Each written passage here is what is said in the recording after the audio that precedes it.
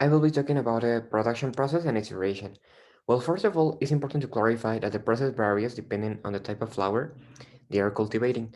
For the main products that in this case are the violets and the succulents, the production process is continuous throughout the year as well as their sale. The African violets are fully cultivated at Casa Kaná. This is mainly due to the fact of an enriching experience obtained by Vivero San Francisco, where their production began years before. For these specific flowers, its production process takes from 7 to 9 months to be completed, as it reproduces from a mother leaf. Well, in this case, the production process starts when the leaf is removed from the mother plant. Then this leaf is planted and the substrate is added. Then the company needs to wait for 5 months until the seedling can be removed from the initial leaf. Once the seedling is removed, they have to clean it and then transplant it into a cavity tray. After they have transplanted to a cavity tray, then they have to add the nutrients and fertilizers in order to wait another 1 to 2 months for the violets to be replanted in a 4-inch pot. Then wait another 1 to 1.5 months in order for the violet to be ready for sale. And when talking about the cost structure of Casa Cana, as my partner previously mentioned, is mainly composed of three cost elements: raw materials, labor, and overhead expenses. In these three elements, we identify that there are variable cost and fixed cost. The fixed costs are the ones that do not vary depending on the production that the company has. In this case, some of the fixed costs that we identify were the maintenance, land, water services, and light services. And well, on the other hand, we have the variable costs that vary depending on the production levels. These can whether increase or decrease the cost. And in this case, some of these variable costs that we identified were the plastic pots and the seedlings, the violet seedlings. Well, now I will also talk about the cost per unit. In order to calculate the cost per unit of the African violets, we change the value of the total cost to the same time unit, which in this case, as you can see in the screen, is per month. Once we had all the costs with the same time units, we proceeded to divide 4,000, which was the quantity, over the cost per month to obtain the cost per unit monthly. Then, to get the cost per unit monthly of each classification, we just sum them up.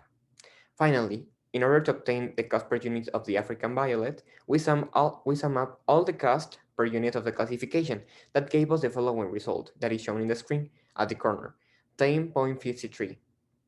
This whole process was made using the standard method of valuation. And well, also I will be talking about the total inventory valuation method.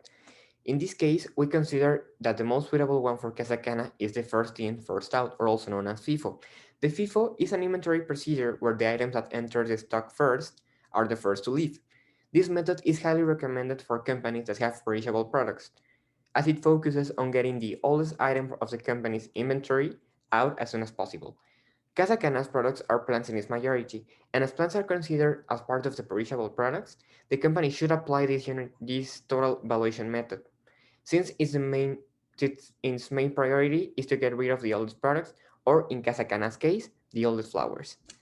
Some of the advantages that this total inventory valuation method has is that it reports a higher profit for the company since the items that entered previously were sold, the cost of goods sold is lower.